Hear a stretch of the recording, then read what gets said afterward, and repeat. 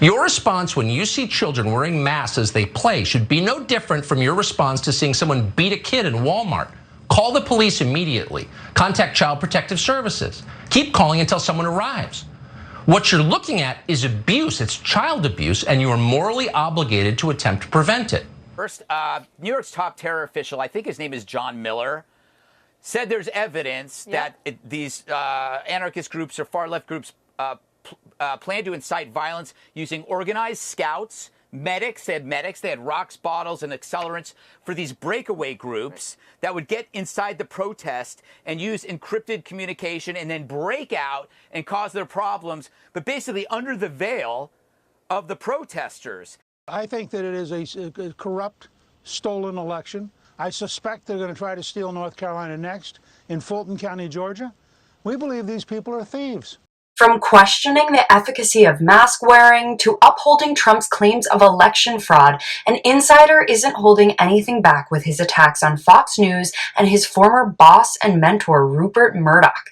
I'm Caroline Johnson. Thanks for watching. Preston Patton worked for the media mogul for 7 years, during which time Patton was impressed and inspired by Murdoch's work in building the Fox Corporation from the ground up. But in a bombshell new editorial in the Daily Beast, Patton is slamming his former boss for poisoning the minds of millions of Americans nightly. Fox News has caused many millions of Americans to believe things that simply are not true. The topics Patton finds most dangerous include questioning mask wearing and COVID vaccines, the totally false impression that Black Lives Matter and Antifa are engaged in nightly riots across the country, Trump's claims of election fraud, and the promotion of former President Trump's Stop the Steal rally, leading to the assault on the Capitol on January 6th. Patton goes on to reveal that he is certain that Murdoch himself doesn't believe many of the things Fox's hosts hammer home to their audiences, including the fact that Murdoch probably wore a mask throughout the pandemic to protect his health, and that he's gotten vaccinated against COVID-19.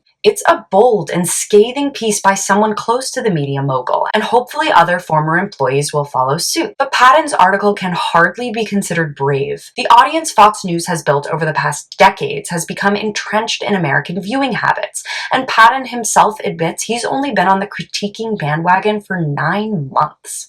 In describing his former relationship with Murdoch, Patton says, "The Rupert Murdoch I worked for was brilliant, courageous, optimistic, and a gentleman. I would hope that he realized a little over 9 months ago how off the mark that assessment is." It's probably not a coincidence that Patton and other conservative critics of Murdoch and Fox waited until after Trump's entire presidency to critique the network, because even he knows how important Fox is to the conservative cause, lies and misinformation included. Patton is a self-described Republican of 50 years, and in his article you can see traces of him hanging on for dear life for his party. As Jen pointed out on Twitter, people are seduced by Murdoch's money and intimidated by his power.